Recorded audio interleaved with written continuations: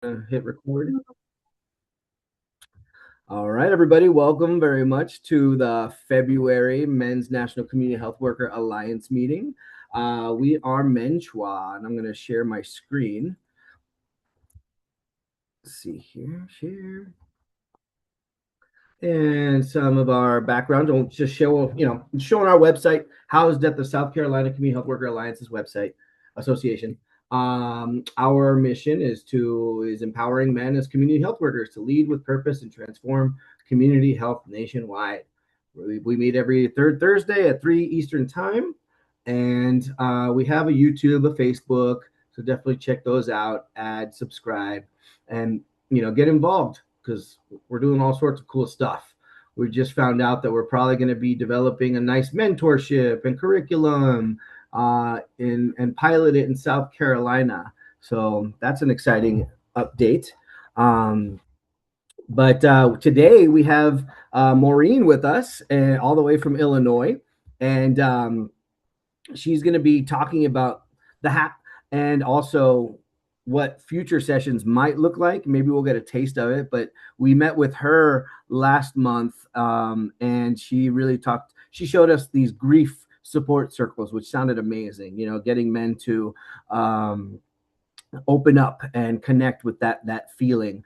And I'm really excited to see that happen. But she does have a partner in crime, and he is out sick today. So I'll let you take over, Maureen. But if you'd like, I do a round of introduce yourself and then guide people through introducing themselves. It's always nice to see who's in the room, and then you're welcome to share your screen. And yeah, we'll make this as we go. Yeah, absolutely. Hi, y'all. My name is Maureen Burns. I use she, her pronouns. I'm a CHW and Director of Community Health at the HAP Foundation, which is located in Chicago, Illinois. As mentioned, my colleague Johnny Vargas can't be here today, but I know that he is really excited about this group, loves to be on the meetings and engage with all of y'all. So I'm thrilled to be here. And if anyone else would like to, come off mute, introduce themselves, or throw it in the chat, I'd love to get to know who y'all are. Let's go one by one. How about that? Okay. All right. So we'll kick it off with Terry Giowers. Hey, and welcome to South Carolina. Well, I shouldn't say that. Our Zoom's located in South Carolina. I'm Terry. I am the executive director of the South Carolina Community Health Worker Association. So I'm honored to have you here. Thank you. Kevin. Oh, yeah. Let's do it that way. Kevin. And then you pick Kevin. Jerry. Hey, good afternoon. My name is Jerry Thomas. I'm a project manager at NYU Lincoln Health and the VA, overseeing CHW projects, as well as other prostate cancer related projects. Good to see everybody again. So, Pick somebody. yeah. Um, it looks like Rebecca's the next one on my list. So, Of course it is, Jerry. Thank you. no problem. Um, my name is Rebecca.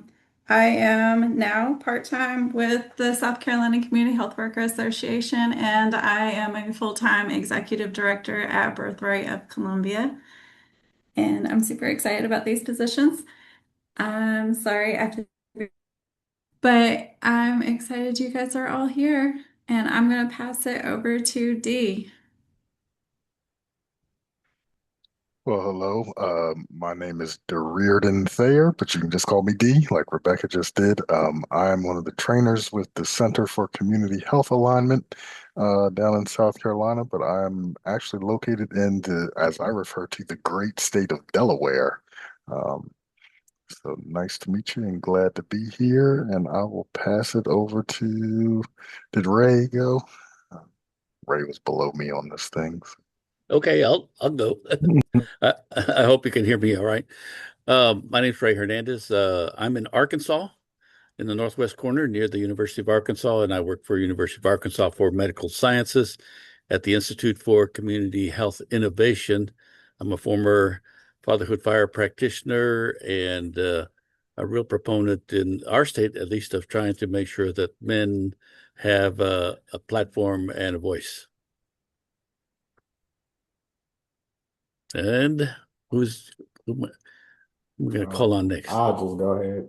Okay, go ahead, Jalen. My name is Jalen Reed. I'm a community health worker here in Columbia, South Carolina at the James R. Clark Memorial Sickle Cell Foundation. I'm also head of outreach, and that's about it.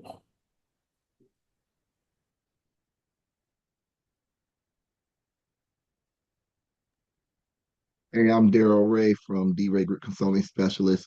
I'm a certified community health worker here in South Carolina and sit on the board of MNCHWA. I'll pass it to Vernon Anderson. Hey, Vernon Anderson here. Also with D-Ray Group Consultant Specialist, also a certified community health worker. Jalen, good to see you, man. Been a little while. Let's see who I can pass this to. I think we got, let's see. It's Kevin Dunson. Kevin, you here? Yes, I am Kevin Dunson. I'm a community health worker here in Bentonville, South Carolina. I'm gonna pass it to Kwanye. Hey, my name is Kwanye Williams. I'm a community health worker for CARE South Carolina and in Bentonville, South Carolina as well. Awesome. Is there anyone we missed? I think we got everyone. I think that's everybody. Thanks, everybody. All right, awesome. Well, thank you all.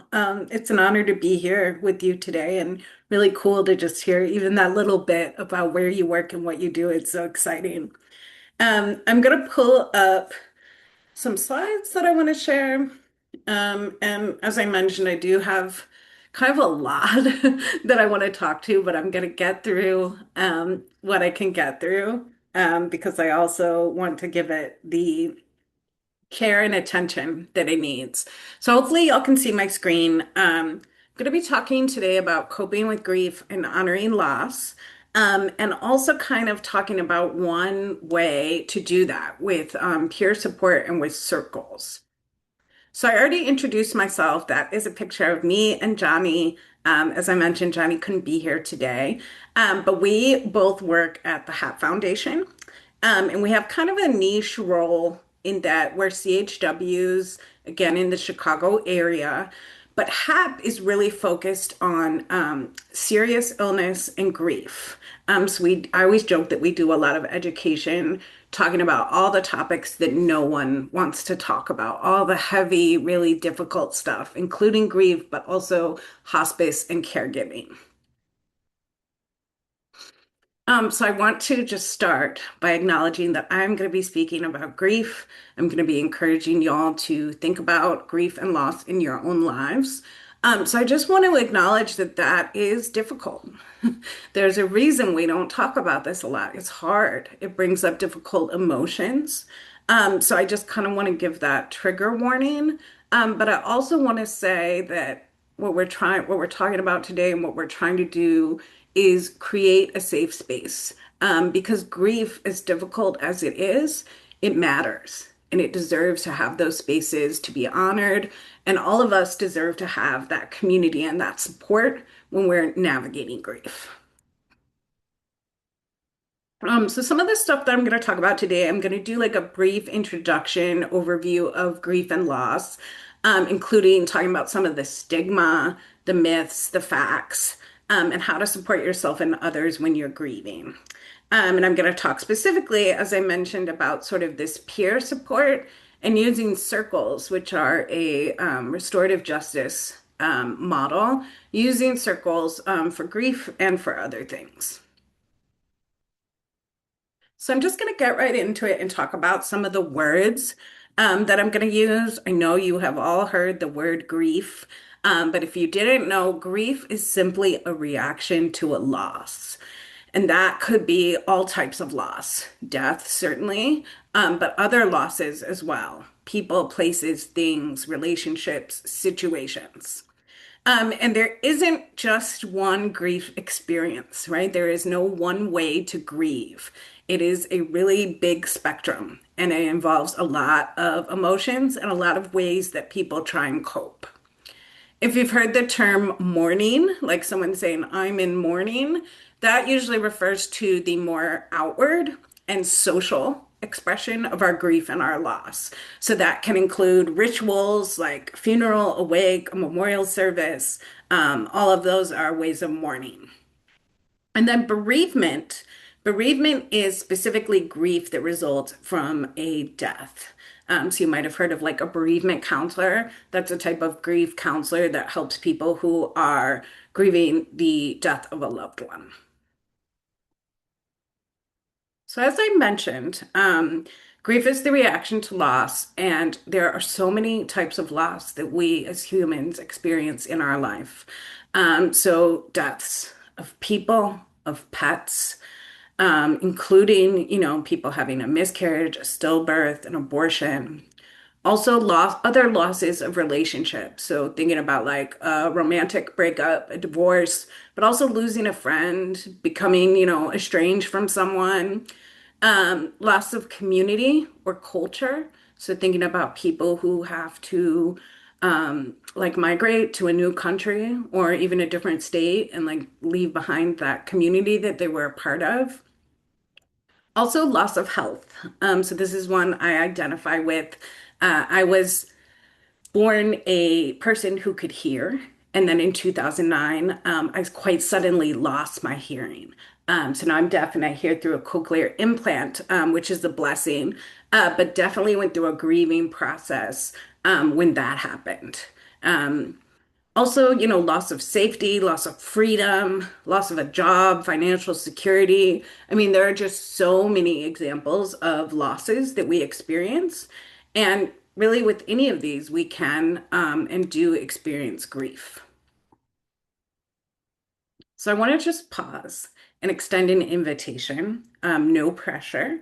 But now that I've kind of talked about grief and I've given some examples of all of these losses, I wanted to make space and invite if anyone wants to share briefly about a loss that you've experienced in your life.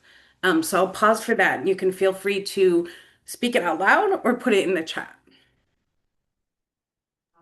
I'm going to speak up because I'm probably the oldest member here. And the fact of life is when you get into your 70s, by then you will have lost maybe your parents. You will have lost friends. If you served in the military, even as a young person, you will have lost comrades.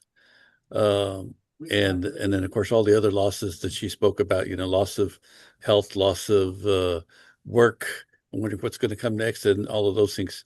But I think for me, the one that hit the hardest and was the most difficult for us as a family was when we lost our daughter in an automobile accident. She was 23 years of age and attending college and working at a job, and the youngest of our three girls, and it it knocked me down, and my vigor for life just disappeared for like a couple of years. But then I realized that I had to go on living for my sake, but also for her sake, because she represented to me what can happen for a young person who comes from Hispanic background, who doesn't have people in her family who have become educated or received a degree before. So that's one of the reasons I went into the LULAC organization and started helping, making sure that our local population of kids has that pathway to college. Thank you so much for sharing that. My deepest condolences on the loss of your daughter, especially, and I appreciate you sharing that. If you feel comfortable, let us know, what was your daughter's name? Her name was Mona Luisa, and some of that came because my mom's name was Ramona, and Luisa was my mother-in-law's middle name. So, and I'm an That's artist, so beautiful. Mona Luisa just sounded like a good name for Yeah. our third daughter. Thank you for sharing that. Yeah, Mike, I see your hand. Go for it. Thanks. Yeah. So I lost my first daughter during labor. She was stillborn. She was born asleep. Her name is Orchid Faith. Um, and that was April 16th of 2014. And yeah, it changed everything for me. It changed my way of understanding the mystical, spiritual, more than ourselves. And it was in the moment, it was as if, yeah, the world kept moving and I was frozen in place. And every place I went was a reminder of some kind. People knew, and they'd ask questions like, oh, I remember, she was pregnant, how is that? Or, people just, they were anticipating, and I had to keep remembering, retelling. I had to keep telling everybody, like, it was my job. And sometimes people would say insensitive things that didn't make sense to me, that I didn't appreciate. But even then, they're trying to do something good for me, but they would say something that's damaging. For example, it's in God's plan. That doesn't comfort as much as one might think. That feels like a very mean, vicious plan when you're experiencing that. So yeah, just even there's little questions like, when I had my second child, people would ask, are they your first? Like, things that you don't realize have these impacts that are deep. And you don't know how to navigate them in the moment. Do you say, no, actually I lost my first one, and then start a whole conversation where it changes the mood and makes it weird? Or do you just say yeah and not acknowledge the life that she is, Orchid, right? And that doesn't feel right either. um, so I mean, it's been 10 years now, 12 years actually. She'd be 12. April 16th, she'd be 12 on National Orchid Day, which I created. But yeah, it only gets easier in terms of figuring out how to handle it better. That's it. Thank you for sharing that, Mike, and deepest condolences for Orchid. Um, you said a lot that really resonated with me, and some things we're going to talk about throughout the session, including that, for the most part, grief doesn't go away, right? We don't cure, we don't make our grief better, but our grief might change. Our grief also might stay the same, and we as people change, right? We figure out ways to make the grief one part of our lives. So really appreciate that. If anyone else would like to share, please do. If not, I will keep going.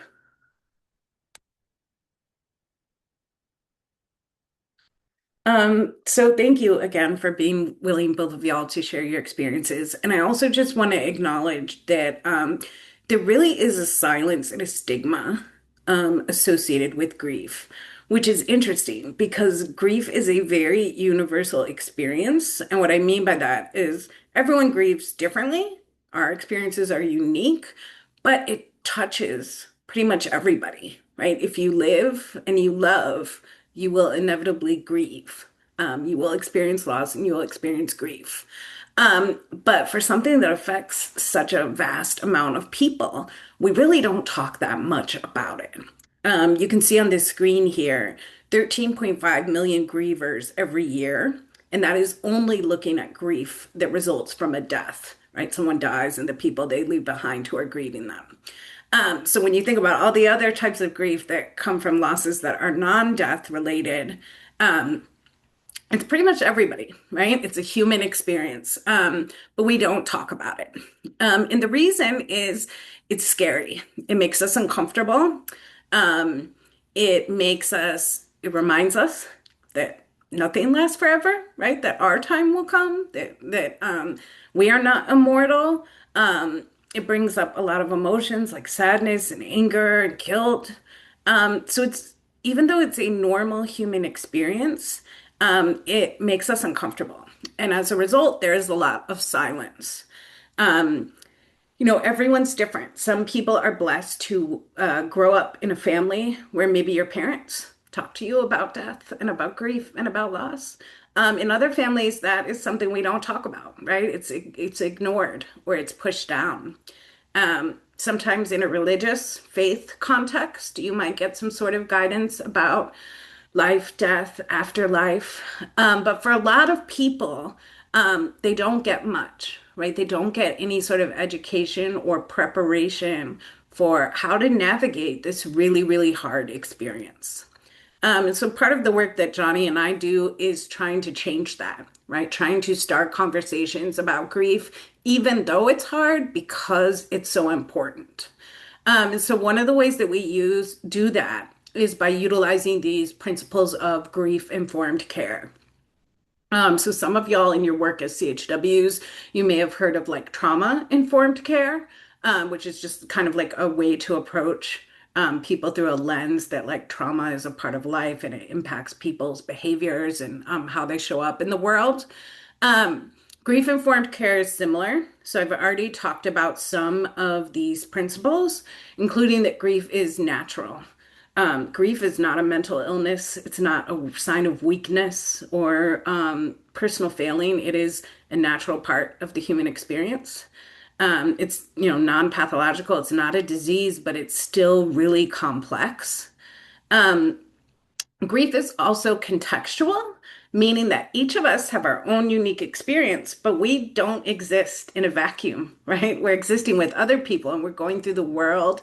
And so everything from our relationships to the wider society, the political environment, all of that can have an impact on our journey through grief.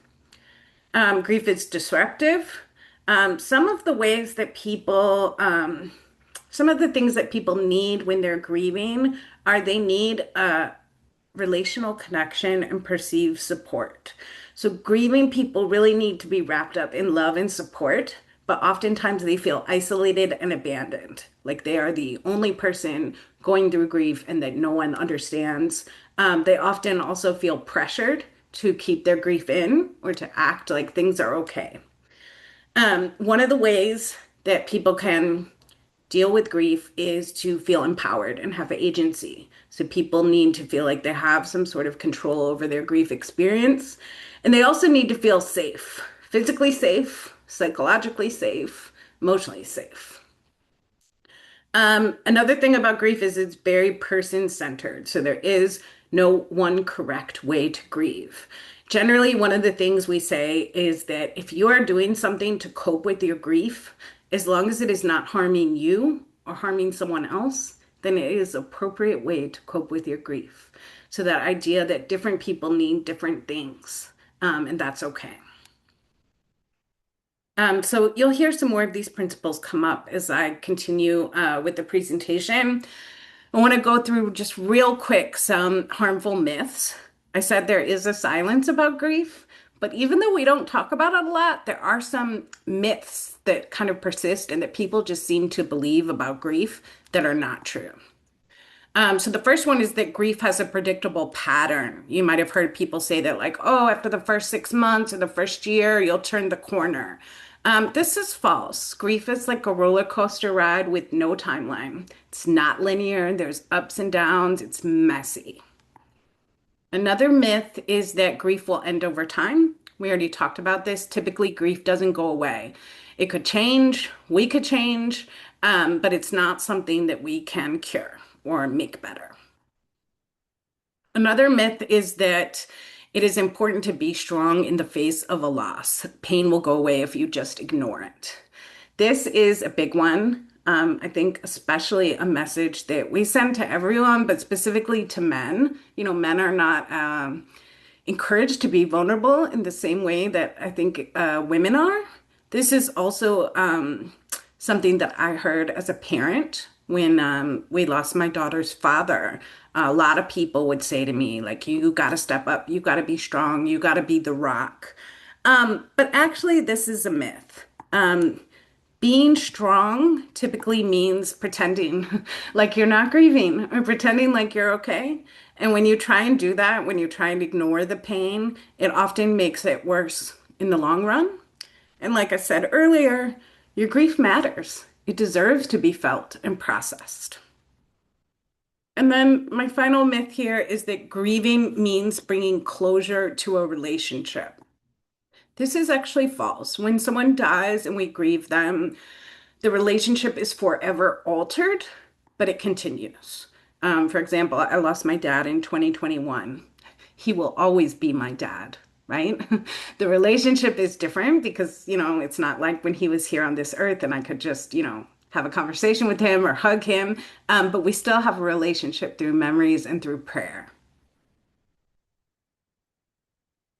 So with that, I want to talk just real quick about a few categories of grief that you may or may not know about. The first being anticipatory grief. This is one we see a lot in the work that Johnny and I do with hospice patients and their families. So think about the word anticipate. Anticipatory grief is grief before the loss. So you are anticipating what is going to happen and you start grieving. So oftentimes when someone is ill, maybe they have cancer or something and they're getting worse each day, something kind of clicks in their loved one's heads, like this is coming. And so you start experiencing a grief reaction as if they had died, even though they're still here. So this can be very confusing for people. People feel a lot of guilt, like, why am I experiencing this grief? Shouldn't I be, making the most of the time that I have left? So this can be very difficult, and it's pretty misunderstood, but it's completely normal. It is sort of your soul and your psyche trying to kind of cushion the blow or trying to prepare you for what's to come. Another category of grief is called disenfranchised grief, and this one is super harmful. So, like I said, when people are grieving, we hope that their community will rally behind them, right? And will wrap them up in some sort of love or support or understanding. With disenfranchised grief, it's actually the opposite that happens. So the griever is met with judgment. So we see this in a lot of instances. Sometimes it can be because of the type of loss, like if it was stigmatized. So thinking about like maybe someone dying from an overdose and their family members getting some sort of, comments or shaming about that. Um, Also can happen as a result of the relationship, like people being dismissive. Um, my colleague Johnny, who's not here, I think it was last year that he lost his beloved dog. And a lot of people would really dismiss that with like, oh, well, it's just a pet. Like, that's not helpful. That is harmful. So when someone's grief is disenfranchised, others are making them feel like their grief or loss doesn't matter, is invalid, or it's insignificant. So that can be very, very harmful. And just real quickly, a few more. Collective grief is when a large group of people are all experiencing grief. Um, each person's experience will be different, but we see this after big mass events. So think like Hurricane Katrina, 9/11, any type of, war, genocide, natural disaster, or the death of a public figure.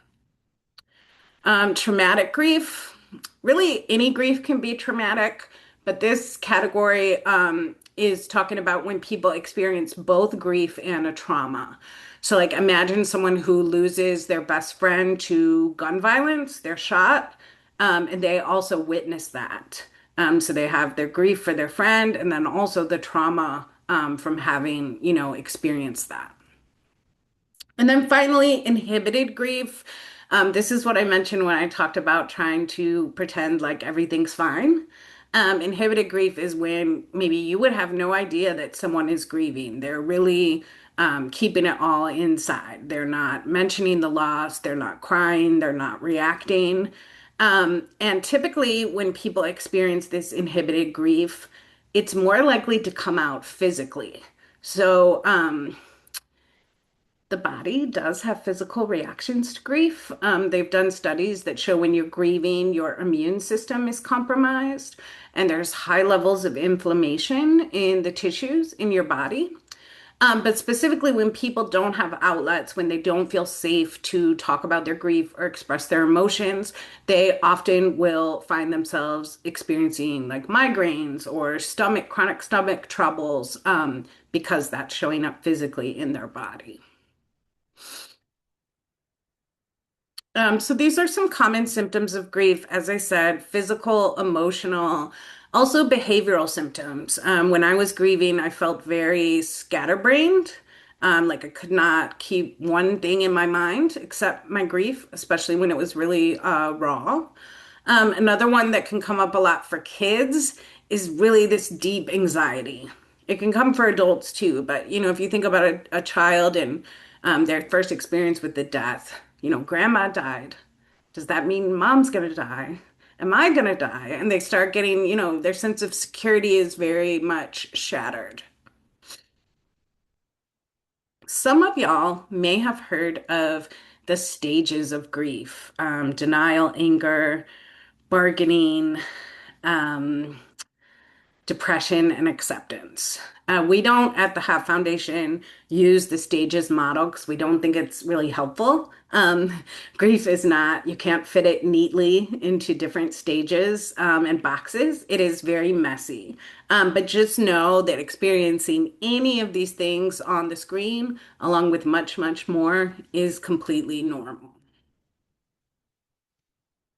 So I want to talk a little bit about what do we do? How do we cope with this? Again, everyone is different.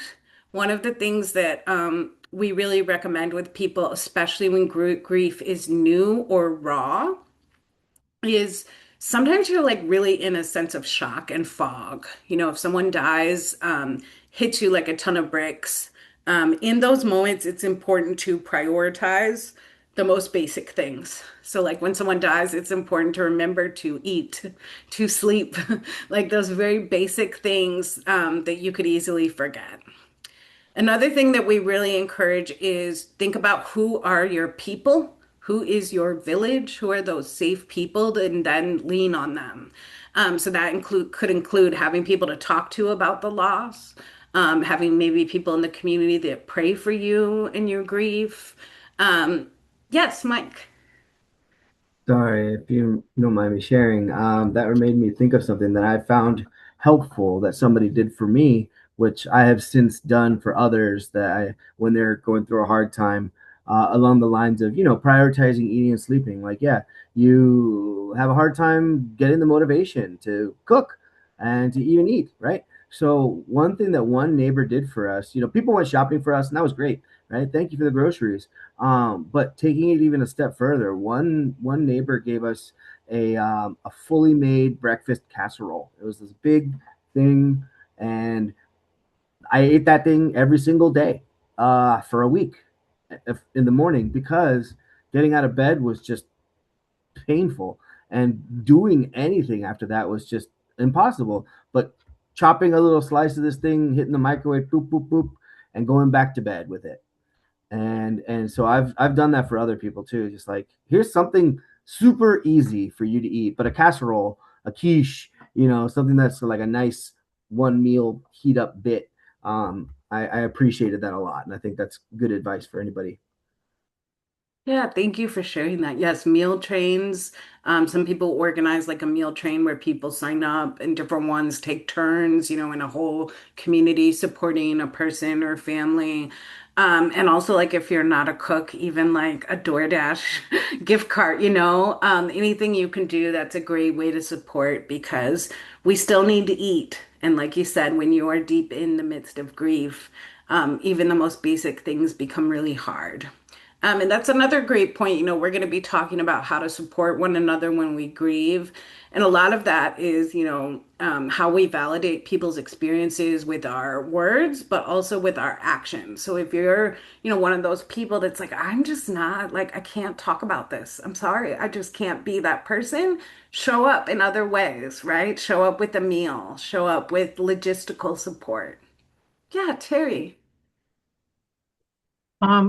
I too am an expert on grief, like the back of my hand. One of the things I would say is because this is a great list, I love it. but I would add, give yourself grace. Give yourself grace. If you're having a bad day, be in that moment. Just, it's okay. It's okay. You'll get through it, but it's okay to be where you are. So true. That's probably one of the most important things that we preach is to really be gentle with yourself and to give yourself the same grace that you would extend to other people that you love. Recognize that different moments are going to call for different things, right? There might be one day where you are able to go at work to work and run a meeting and you're doing pretty good and having a good day. There might be other days where literally all you can do is just pull the covers over your head and cry. And both of those are okay. It doesn't mean that anything's wrong with you. It is a roller coaster. And so, like you said, that giving yourself that grace that it's okay to need what you need in the moment, truly important. Also encourage people, remember the things that make you happy, the things that bring you joy, and try and keep doing those things. Um, that could be anything from playing sports, watching sports, reading, journaling, going to the gym, hanging out with friends. Whatever those things are in your life that have nourished you, that have fed your soul, you need to keep doing them as much as you can in your grief. So these, again, this list is not expansive, but these are some things that we've seen and that we've heard from others. Another thing that we've learned is that um, honoring the grief can be very healing as well. Sometimes people's first instinct is to push it in and to not talk about it. But we've really found that, you're feeling this grief because you were blessed to have whatever that person or that thing was before you lost them. And so they matter in your life. The grief is important, it matters. And so finding ways to treasure memories and celebrate your person, if you're grieving the death of a person, is crucial. And that can be as simple as, saying the person's name. I always ask people when they share about grief or loss, to share the name of the person that died. Because I think that's just really powerful that we don't forget those people, right? Just because they have died, they're still huge parts of our life.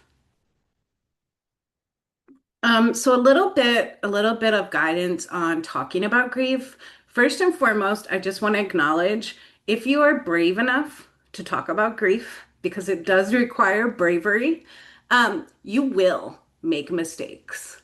There will be times where you will say the wrong thing. It's just incredibly easy to do. But again, that's where the bravery comes in. I probably talk more about grief than anyone on the planet. I'm talking about it all the time. And even I will sometimes catch myself saying the very things that I have encouraged other people not to say. I think part of this is our humanity and our desire to, at least my desire, to want to make things better, right? I said we can't cure grief. I know that. I can't make someone's grief go away. But sometimes there's still a part of me that really wishes I could, right? It's in my heart to want to nurture and heal and do good things. So I just want to acknowledge that while we should be thoughtful and intentional with our words, we are not perfect. So if you say something, you catch yourself saying something, and you're like, maybe I shouldn't have said that. You can always be real. Say, hey, I didn't mean for that to come out like that. That's not what I meant to say. But I really encourage you, it is better to say something, even if you're unsure, than to just keep silent. Because so many pieces of data, time after time after time, people who are grieving report that no one cares about their grief. No one is willing to talk about it. Nobody wants to hear it. It makes other people uncomfortable. So some tips. Keep in mind, your job is not to fix the grief. Your job is to validate their experience. And so what that means is see them, hear them, tell them that you care about what they're going through. Acknowledge that what they're going through is incredibly difficult. Follow the griever's lead, asking open-ended questions, which I know is a technique that many CHWs use in many different types of client relationships is a great way to start conversations because it allows that person who's grieving to take the lead and share what they feel comfortable sharing. Also, keep in mind your relationship with that person. Just because someone is grieving, it doesn't allow us to like cross boundaries, that are a part of a relationship. Also, while we don't want to make it about us, so we want to avoid saying things like, oh, I know how you feel. You don't. You might know how you felt in your grief journey, but you don't know exactly how that person feels. Um, so you don't want to make it about you, but there is ways that you can share your experience, including something as simple as asking permission. A lot of times when I'm talking to people about their grief, I let them share their story and then I ask, can I share with you what helped me when I was grieving? And if they say no, I don't share. If they say yes, I share, some of the tools that I utilized when I was dealing with my grief. So here's just a quick list of some general do's and don'ts. So don't search for a silver lining. I talked about this. We want to wrap things up in a nice bow and make them more digestible or more comfortable. But don't do that. So don't say things like, well, at least they lived a long life. Or don't say things like, this was part of God's plan.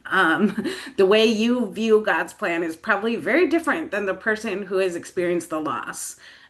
So don't search for the silver lining. Rather, acknowledge the pain and allow it to exist. And let the person know that you care about their pain.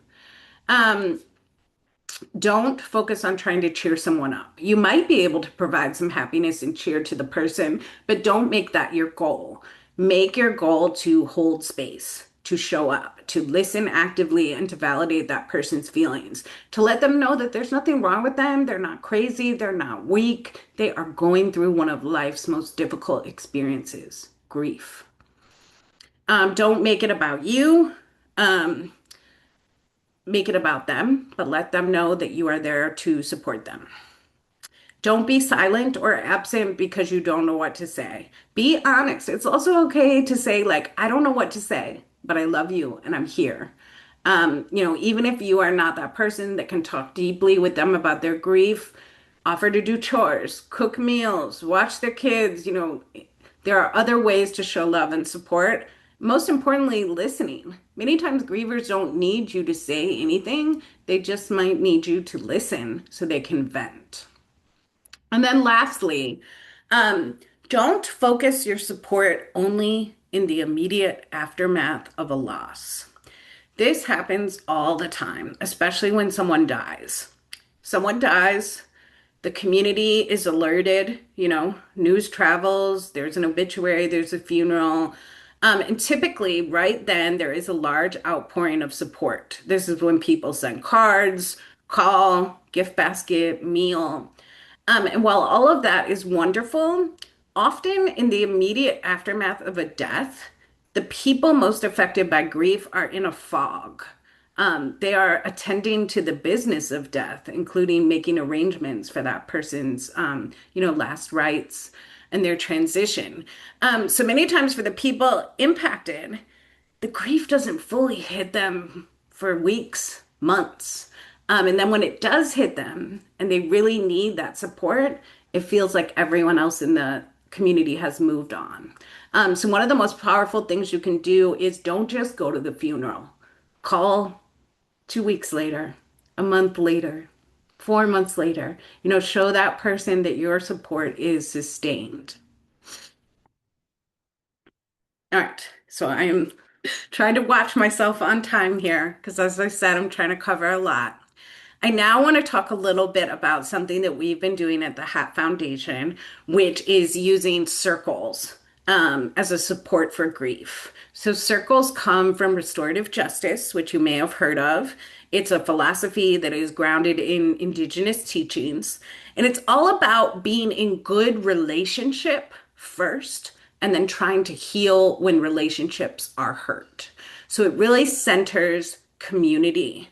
A lot of times people hear restorative justice and they think of like the justice system, which is definitely, an important part But restorative justice is not just to repair like a harm when a crime is committed. It's also a proactive way to create a culture where we're more connected and where all of us have agency and feel valued. Oops. So circles are a big part of restorative justice, and both Johnny and I and other people on our staff went through a whole restorative justice training so that we could become circle keepers. But a circle is really just a gathering. It's supposed to be an inclusive, collaborative space where people can show up and be real. It's different than like a meeting or a round table. It's a way of being in community and really nurturing relationships. It's also an inclusive structure, like everyone in the circle is equal and everyone matters, just as much. Again, circles are rooted in Indigenous practices, and they're one part of restorative justice that can be used to strengthen positive relationships. There's also a really intentional and I think sacred quality to a circle where we enter into a space with a real community-based relational mindset. So I want to talk just briefly about what circles can look like. Circles can be done in person and virtually. When they're in person, you would actually, sit in a circle. Inside the circle would be some centerpieces, so like some sacred objects, maybe a candle, for thinking about grief, maybe, bring something that reminds you of your grief, some object that holds special significance. We place it in the center of the circle. Um, the circle keeper is not a leader, but rather they are someone who has been trained to facilitate the circle. So the circle keeper is really a guide, right? So we are there to make sure that things flow correctly, but we are not, quote unquote, the leaders. So if you're doing it in person, you might sit in a circle, have sacred pieces in the center, and you would use a talking piece. So a talking piece could be anything. And basically, when you have the talking piece, you can speak and you pass it around, always passing it to the left, and only the person with the talking piece can speak.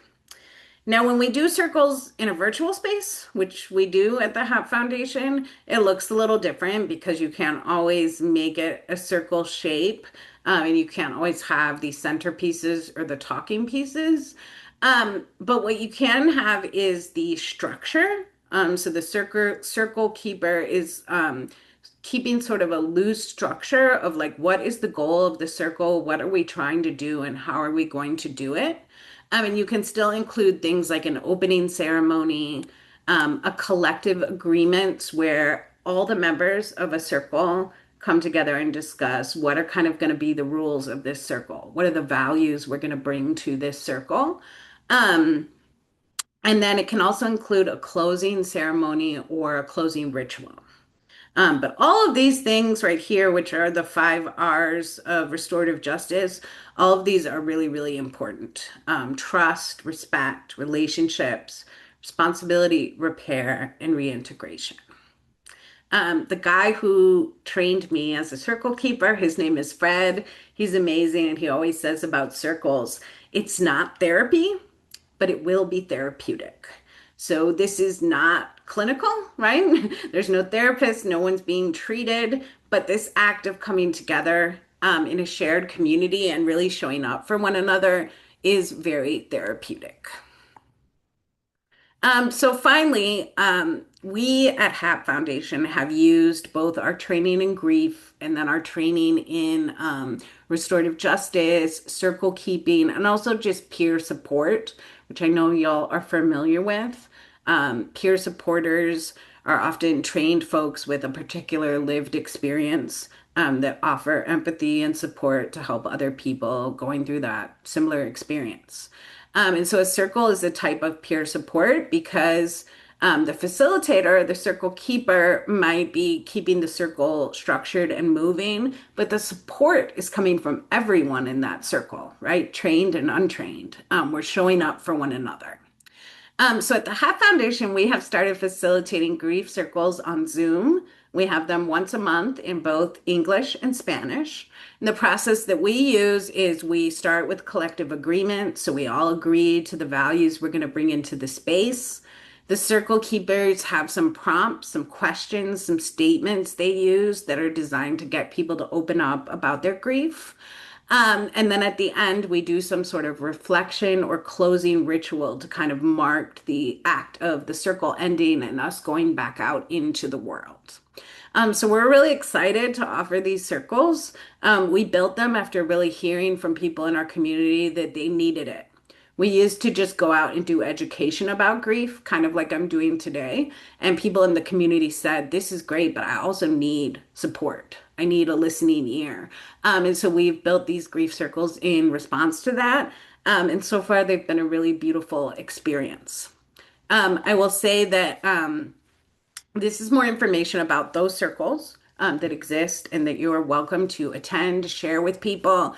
These are Central Standard Time, but there is no geographic like eligibility. Anyone from anywhere is welcome to join as long as they are an adult who is grieving the death of a person. That is the eligibility for these circles. And then I wanted to share that Johnny and I had some conversation with Mike really about kind of this peer support, the use of circles, and how that might be something of interest to this group.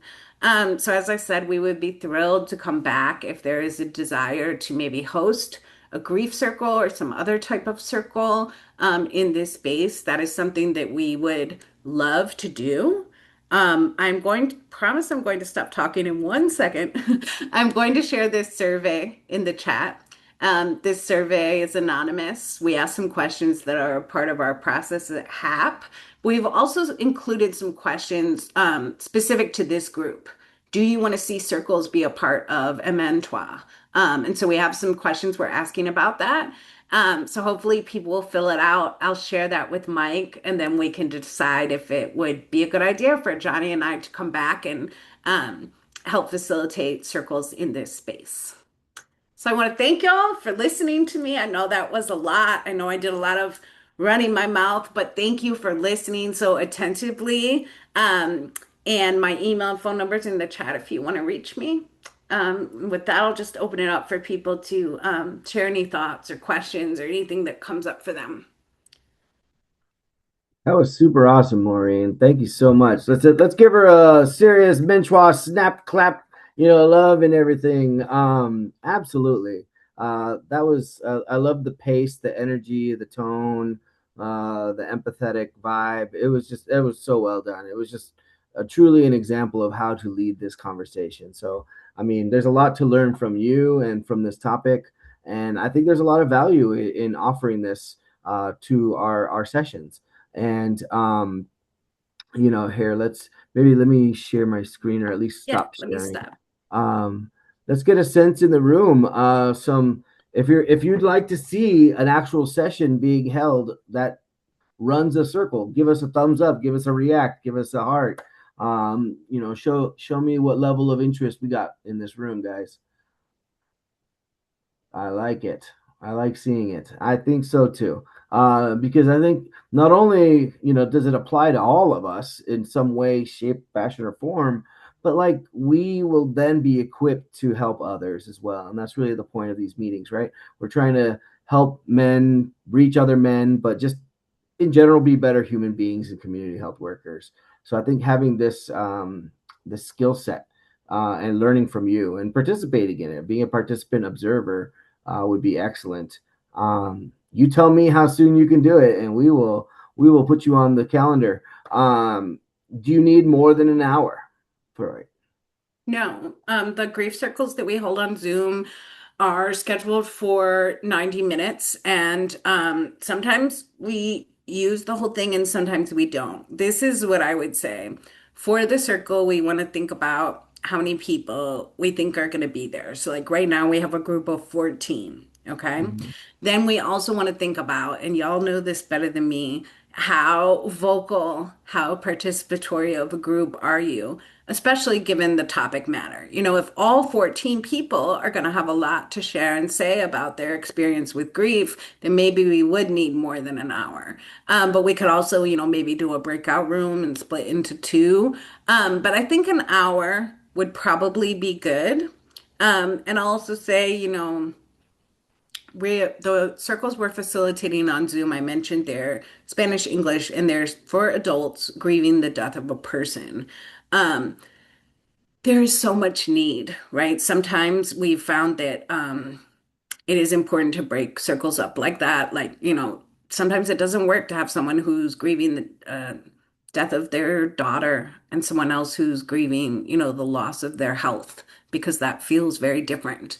Um, Also, sometimes it can be really helpful to have a circle or a community that's specific to your identity, like a men's only circle, or, you know, like a circle that's specifically for, you know, people of a certain age group or a certain race, you know, because of shared experiences in that way.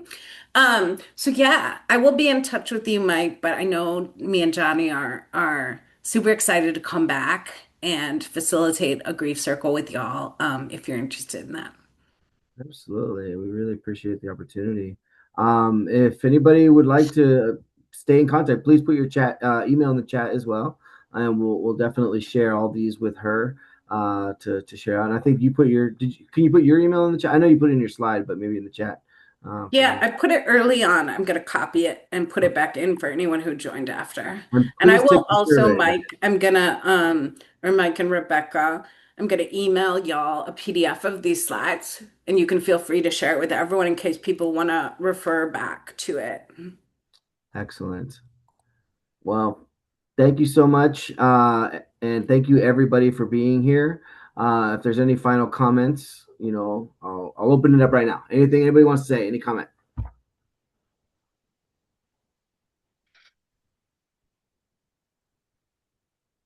I really enjoyed the presentation and I feel like it helps a lot. Thank you, Jalen. I appreciate that. Thanks for You're being welcome. here. Yeah, thank you, Maureen. It was well done. Thank you, Daryl. Appreciate it. Maureen, one of the things that we sometimes talk about in this space is courageous vulnerability. So when somebody stands up and shares something that's so painful or so personal, they make it safe for everyone else in the room. And I just really appreciate that that's your job, right? That's amazing to help facilitate that. And there's such healing in it. I believe it. And I think strength and courage, right? So awesome. Thank you. Thanks, Terry. I love that. Courageous vulnerability and yes, you know, it can be very heavy work and it can be hard. But I feel so blessed just selfishly that like most people, I've experienced a lot of grief in my life and doing this work, it kind of I feel like doing this work is also a way for me to honor my own grief, right? I get to use the lessons I've learned from grieving and hopefully help other people. And so while it's hard, it's really a beautiful experience. So I'm excited to keep sharing that with y'all. And hopefully lots of people in the group will demonstrate that courageous vulnerability. Absolutely. Thank you so much. And everybody, if you want to get more involved with MNCHWA, we definitely have some upcoming projects to get your hands dirty with. So reach out to me, Rebecca, Terry, anybody. Yeah, let's work on some stuff. Thank you so much, Maureen. Hope you have a great day. And thank you, everybody. Thanks. See you at the next one.